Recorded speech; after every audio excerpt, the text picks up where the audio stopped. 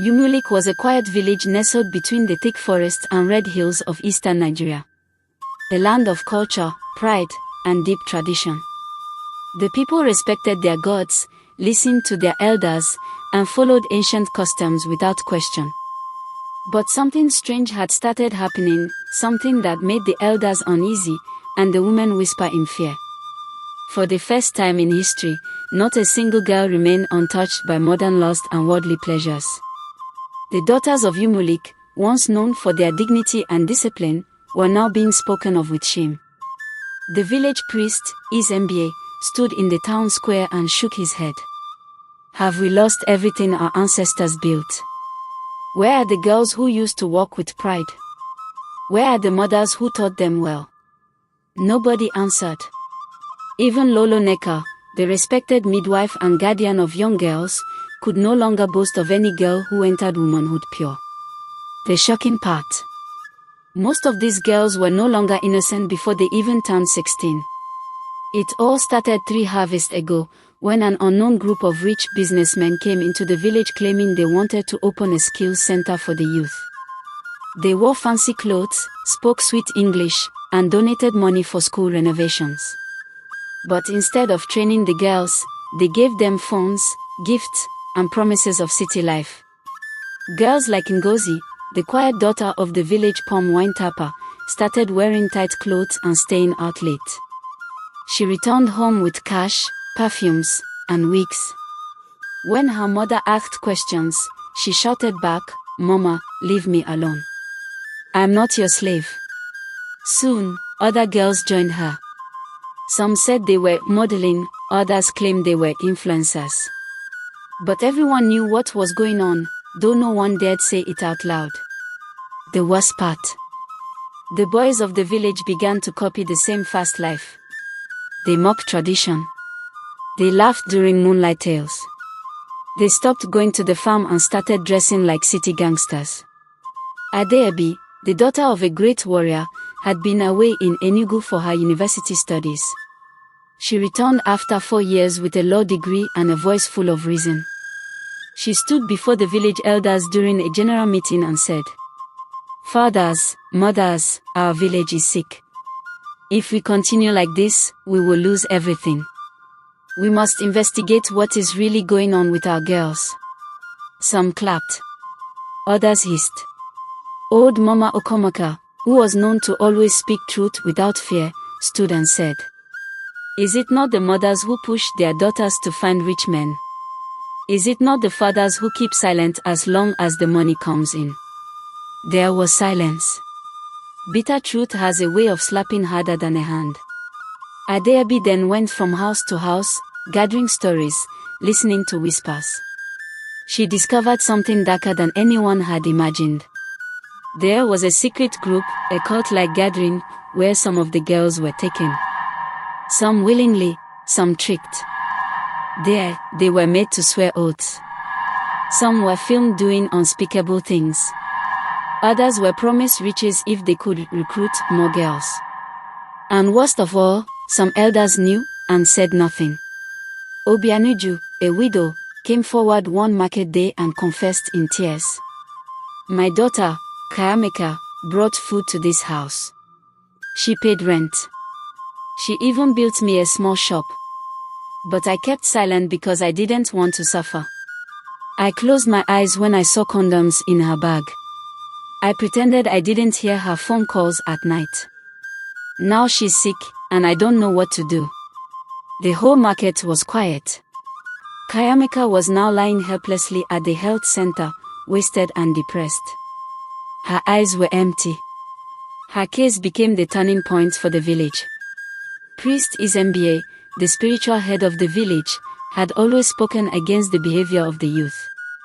But during a heavy rain one night, Ijeoma, a former village girl turned city escort, returned to Umueleke in secret. She stormed the priest's house, shouting for the whole street to hear. "Tell them, Isembie. Tell them who used to sneak into my room when I was 12. You told me I was your special daughter. Now you judge others." Gasps filled the air as doors opened and neighbors peeped out in shock. The priest didn't deny it. He simply dropped to his knees and cried. That night, lightning struck a palm tree near the village square. Some said it was a sign from the gods. Others said it was the ancestors' mourning. Adaobi, now more determined than ever, began gathering the other clean-minded girls who remained. Girls who still had value, strength, and purpose. She wanted to form a Daughters of Umueleke society, a group that would rebuild dignity and teach self-worth. But her movement was seen as a threat. One night, she was followed on her way back from the river. Unknown men in black tried to snatch her, but she escaped into the forest. She returned with bruises and fear, but not defeat.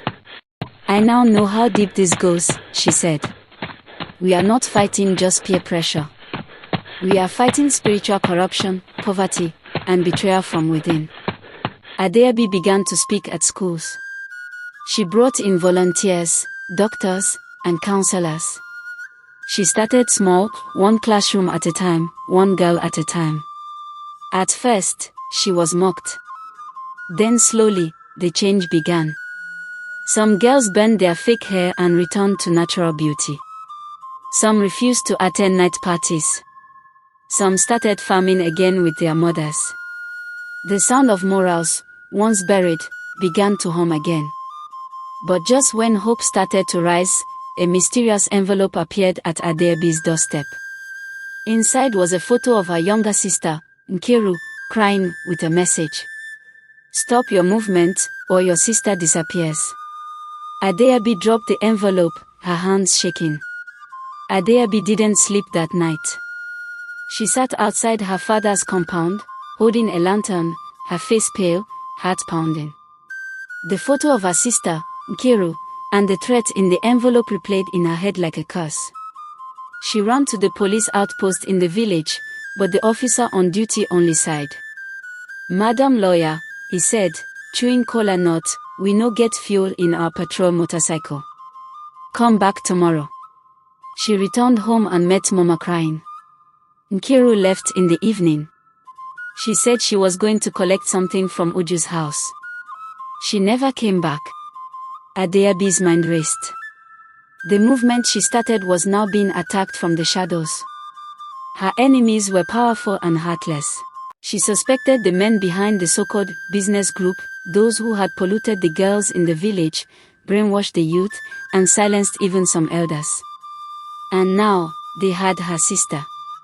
Old Mama Okomoka summoned Adaobi quietly the next morning. My daughter, the old woman said, this matter is beyond human eyes. Follow me.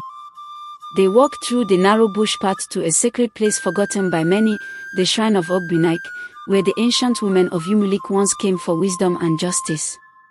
Inside the dark hut, Mama Okomoka lit a special fire and sprinkled powdered chalk around Adaobi. She began to chant. As the smoke rose, a strange calmness came over Adaobi. Then Mama Okomoka whispered, your sister is alive, but trapped. The men who took her belong to Okijo Brotherhood in the next town.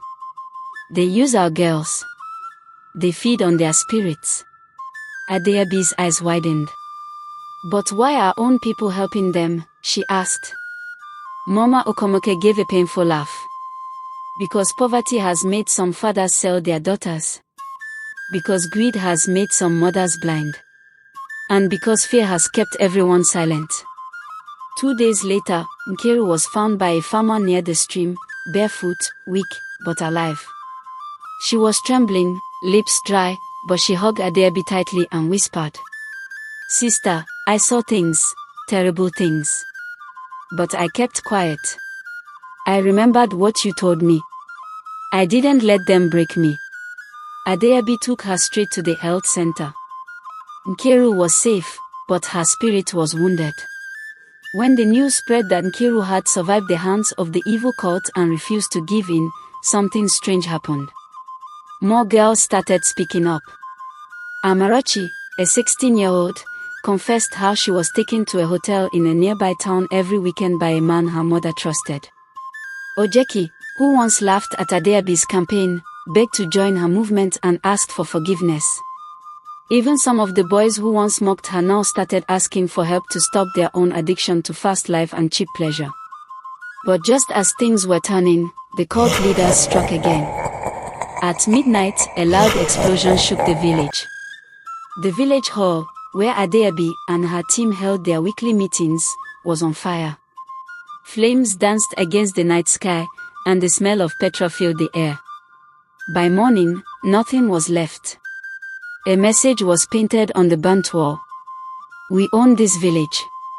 Stop, or die." The elders called an emergency meeting. Fear hung heavy in the air. Some wanted to beg the cult group. Others suggested Adaobi should leave the village for her safety. But Adaobi stood, her voice steady. "If I leave, then who will fight for our sisters? Who will save our daughters?" The crowd was silent. Then, one by one, the women of the village stood beside her. Mama Ifeoma, a widow. Chinoza, a young school teacher. Neoma, whose own daughter had disappeared 2 years ago. They all formed a circle around Adaobi. "We will stand with you," they said. Adaobi came up with a plan. If the village wouldn't believe words, they would believe evidence. She disguised herself and allowed one of the corrupt agents, a local youth named Ikin, to approach her with business offers. He boasted of rich men who could make her rich overnight. What he didn't know was that Adaobi had hidden a small camera inside her handbag. She followed him to a lodge in Saka, where everything was recorded, the offers, the threats, the lies, even the faces of the men behind the scenes. When she returned to the village, she called for an open-air meeting in the village square. She played the video on a borrowed projector. Gasps. Cries. Silence. Then shouting. People could no longer deny the truth. Some men were named. Some mothers wept in shame. Some of the corrupt elders ran into hiding. But the cult group was not done yet. The next night, Adaobi's father, the retired headmaster, was attacked in his sleep. After the attack on Adaobi's father, something snapped in the heart of the village.